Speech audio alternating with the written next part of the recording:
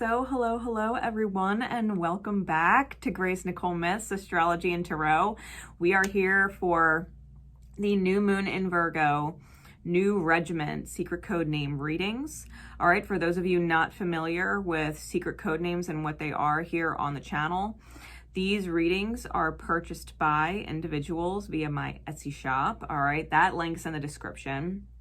They're purchased by individuals, and those individuals, once they're purchased, get a secret code name. So they know which reading is their personal reading. This is someone's personal reading. The beauty of these, however, is that because we are all connected and going through similar healing, similar lessons, similar upgrades, whenever you are drawn to one in divine time, there is most likely a message in here for you. All right, so take them as they resonate if you have been drawn to it. And thank you to those who have participated and purchased readings. Not only are you helping yourself, but you are helping many others along the way, and you are greatly appreciated. So with that said, we are going to get right into the message. This is secret code name Sunshine. And for the reading today, I'm using my Wild Unknown Archetype cards by Kim Krans. I'm also using my Wild Unknown Tarot by Kim Krans and my Rumi Oracle deck by Alana Fairchild. All right, so new moons are all about manifestation. Manifestation is all about vibes. So we are getting a feel with these cards for where your new vibe wants you to focus, right? Moving forward in the evolution of your elevation. We're going to figure out what it is, what archetypal energy is key, and it gives some insight into the adverse of it as well. So if you're in those energies, then you know you're not in alignment with what you actually want to manifest moving forward. All right, so secret code name Sunshine. Those who would resonate to it in divine time. Spirit, please. We have the Maiden. The Maiden. Card number 8. So let me read some of this for you because the book is awesome. The Maiden. Okay. It says, the virgin, the princess, the innocent. The Maiden archetype is the epitome of innocent arousal, naive sensuality, and precarious purity. She is compelling and addictive because of her flawless and youthful glow. She's the first archetype in the trifecta of Maiden Mother Crone, and rightfully so, because she has oh so much to learn. The Maiden is perfectly positioned for trouble to come her way and subject her to a challenge that leads to the next phase of womanhood. She must grow up, yet hesitates at the threshold, enamored by the charms of youth. The Maiden represents the side of us that is riveted and curious, drawn to shadowy forests, dark nights, and taking just one taste of poisonous fruit. Her magic is edgy and includes both shame and delight. Let yourself fall down the rabbit hole, young one. When the Maiden is in her light, they are curious, enchanting, sensual, and full of vitality. When dark, they pretend, project, deny, and fantasize. To go deeper, look into Persephone, Alice, or any quote-unquote princess figures. It says, moving from the Maiden to the Mother is challenging, often leaving unresolved tensions between the two archetypes for years, if not a lifetime. It says, do you long to be rescued, quote-unquote, by another, or receive a kiss that brings you back to life? Be wary of waiting for a prince. Break the spell of your own life. See, the key to the Maiden Archetype, to getting out of it, right? If this is your evolutionary process, right? If you've come into the Maiden territory, you're on a mission essentially to stop looking for Prince Charming in order to become the mother, because the mother archetype is all about birthing things into the reality in a metaphorical sense, right? To be the creator, to be the vessel for which creativity comes forth into the world. So the maiden is a very curious archetype. It's a very fun archetype. It's a very attractive energy, right? But the attractive energy sometimes lures what you would call princes out for the wealth of the family jewels, you know what I mean, as opposed to the actual maiden. So there's people drawn to the maiden for the wrong reasons, and that's kind of where you're at right now. It's what you're moving through. How long you end up in this energy is entirely up to you. But what you've come into is a very kind of energetically single type energy where you are very attractive, drawing moths to a flame, you know, and everybody wants the maiden. Everybody wants the maiden. And the maiden would do best to not get trapped or taken into a situation or dynamic, like I said, Persephone with Hades, right? Getting snatched up by the underworld or shadow of things, or Alice, right? Going down the rabbit hole and being lost in a realm of illusion, right? This dream illusion that's more like a nightmare, right? Even though there's good and positive things along the way, it's like, please wake me up, you know what I mean, and get me out of this horrible place. Understand, if you're moving through this energy, the best thing you could do is focus on yourself and remember your worth. And it's more than just the family jewels, which, metaphorically speaking, is the good heart that you've inherited from your higher beings, right? Your higher ancestral line, your not just your actual biological parents or grandparents, but like spiritually speaking, your spiritual ancestors, those who are related to you in soul, not necessarily in body, right? You've got good spiritual energy that you came in here with, and people want it. People want it and they drain it, right? You're like an energetic bank account of beautifulness, and people want to drain the bank account. Like, give it to me. I'll use it just fine. I'll invest in your energy just fine. And then they fucking blow it all. So, Maiden Archetype. All right. What does this phase look like? At least upcoming. What does this phase look like? Moving through this cycle. Secret code name Sunshine. Really, like the dawn of a new day, right? Yeah. We've got the Chariot, the Three of Coins, and the Ten of Swords. Yeah, be careful not to move too fast. Ten of Coins is on the bottom. Two of Swords is on top, and the Strength card wanted to be seen. So we've got this. Two of Swords energy is choice energy. It is also rock and hard place energy. And so there's a lot of strength that needs to come forward from within yourself, self-love, when it comes to being between rock and a hard place. You might actually need to use your moon sign, whatever your moon sign is, to eclipse your sun sign.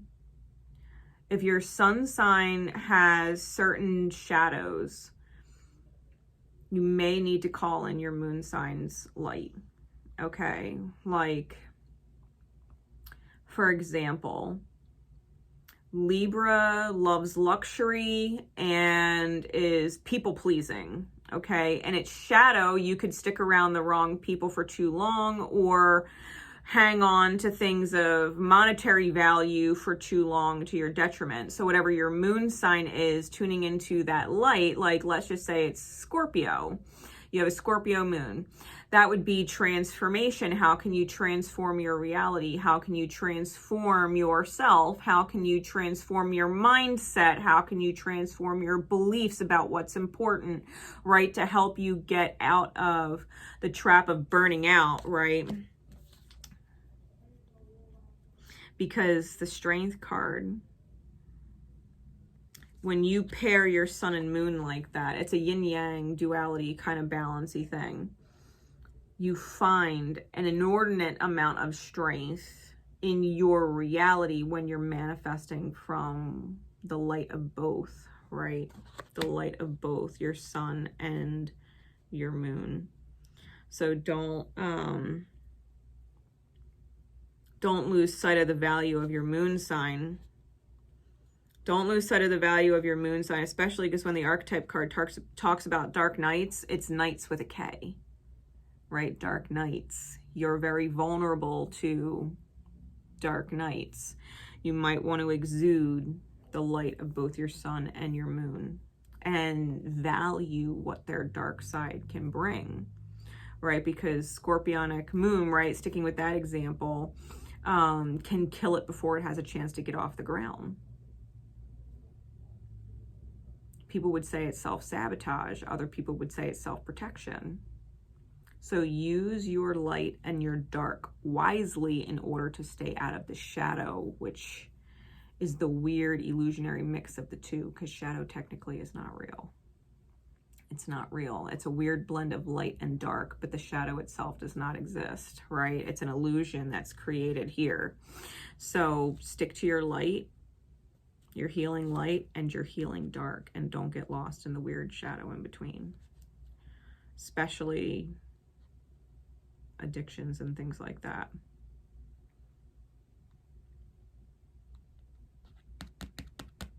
Especially if you are feeling that kind of sensual freedom, or you're feeling exceptionally drawn to be intimate, right? You might want to eclipse that. You might want to eclipse that, right? You just might want to eclipse that. You might end up in mother mode in a whole nother way, and that might not be what you want. So the actual cards down here, we have the Chariot, the Three of Coins, and the Ten of Swords. When I was talking about don't move too fast, you know, the Chariot can move very, very fast. And again, we have that sun energy, that bright sun energy. The mountain looks huge and you can get lost in the shadow of the mountain, right? If the sun is shining bright at the mountain, there's a huge shadow that gets cast. You have to watch that you don't absolutely betray or sabotage yourself in the mind, get trapped in the mind, or wrap yourself around somebody who is using you for all the wrong reasons. So, you know, you might be dealing with a soul contract with self that says, be independent and know your value, know your worth, as the Three of Coins suggests, value, contracts, and worth.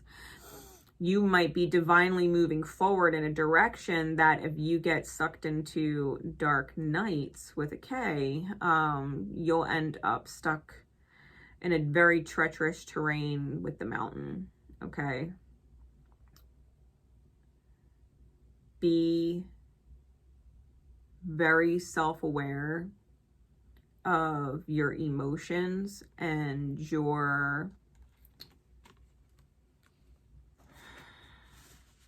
overthinking or obsessive thoughts, okay? Obsessive, persistent, get the fuck out of my head thoughts, especially pertaining to a home and the judgment surrounding it, okay? Especially if there's third-party situations involved in this. Remember, you are a mother of fire, right? Mother of Wands is a mother of fire, and you can manifest your way out of anything faster than you can think your way out of something. You can manifest your way out faster than you can think your way out. So your energy is important. Do not get overwhelmed in obsessively dark, negative, worry-filled thoughts. All right. Because that's going to be the temptation. That's going to be the temptation to pull you into worried thoughts. If you are worried about losing what you have or who you have or whatever it is, that you would look for a solution outside of yourself, please resist. Please resist looking for a solution outside of yourself.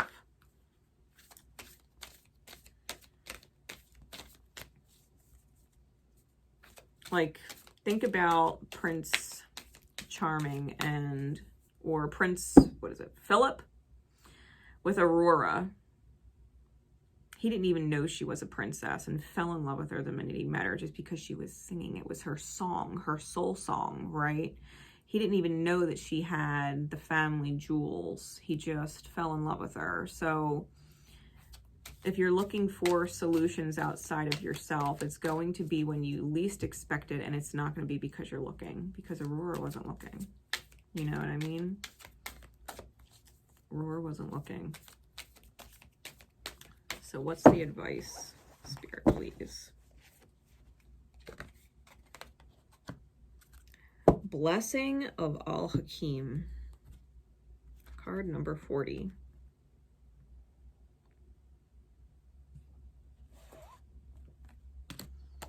So here we go. I'm going to read the advice for you.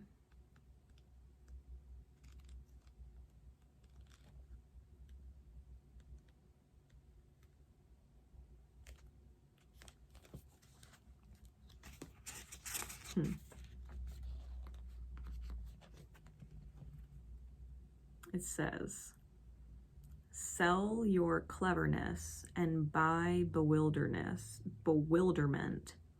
Cleverness is opinion.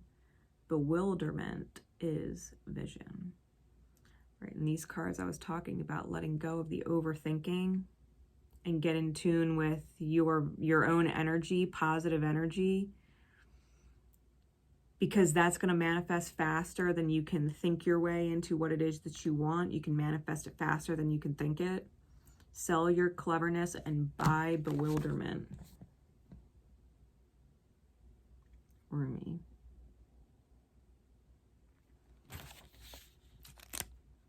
So it says,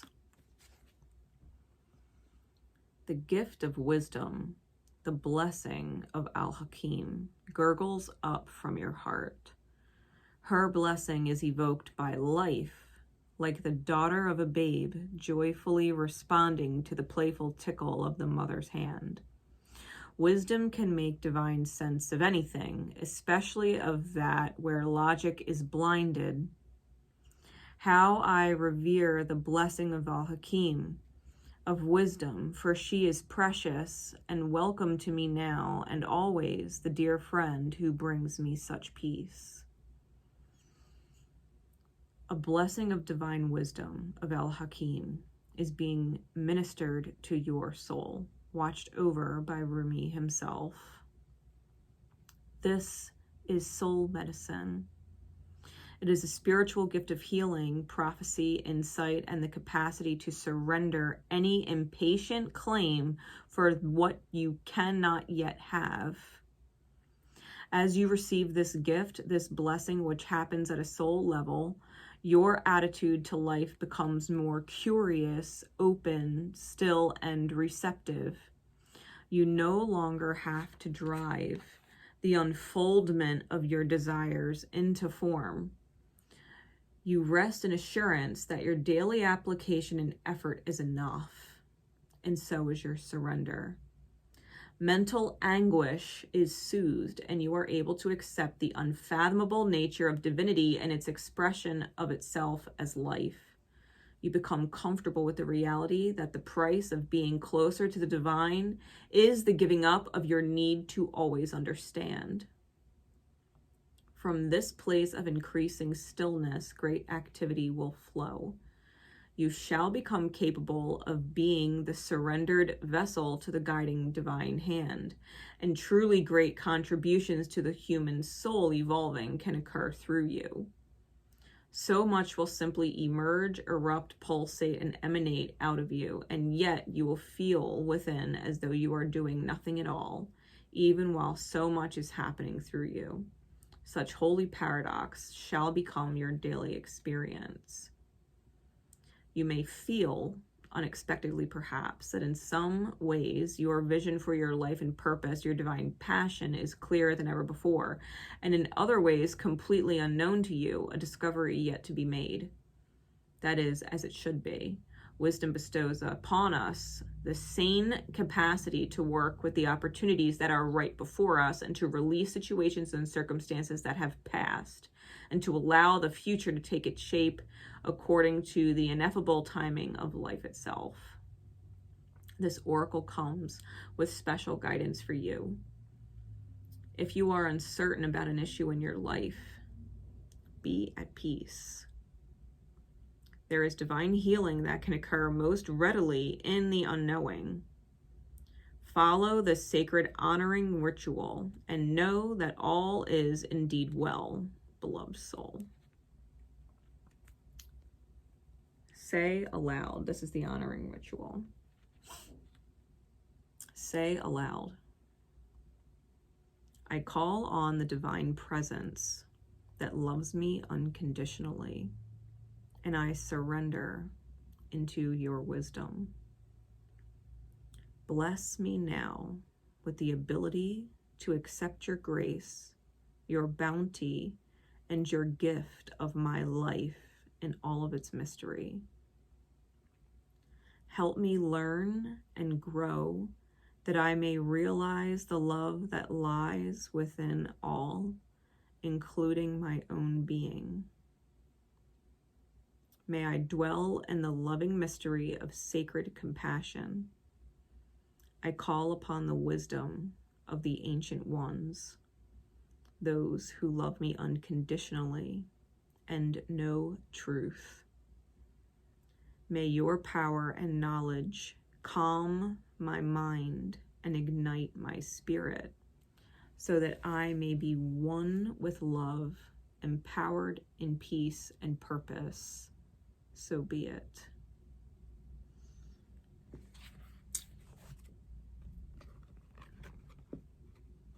Being in a state of surrender.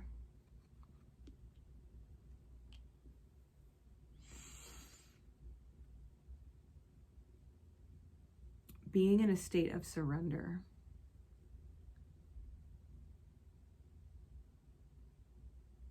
Mentally is accepting that everything you think you know, and everything you think you want, and everything you think you have, and everything you think you're aiming for, everything you think you're attracted to, like everything. Imagine for a moment that everything, you don't know anything. That every plan and vision you have doesn't exist. Surrender is accepting that whatever the divine has planned for you and your highest good may look different from what you want, think, feel, believe, perceive, desire right now. And that all of those things that you have, the thoughts, the feelings, the things, the whatever they are, beliefs, whatever it is that you have right now, accept that everything could change and it's in your highest good. Not that everything will, but that everything could. And stay in that mindset every moment when you feel the need to attach to things, right? This is my belief. This is my thought. This is my thing. This is my desire. This is my perception. Surrender means let it all go. Surrender means let it all go.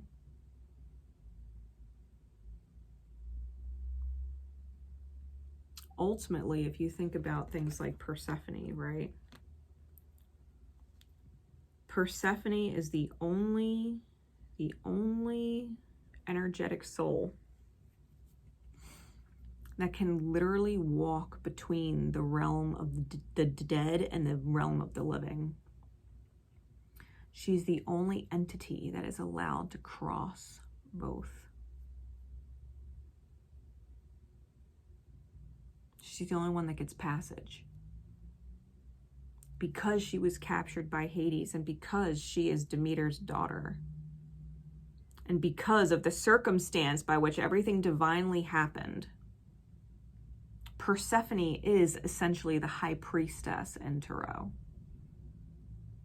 She is the connecting piece between the veiled world and the unveiled world.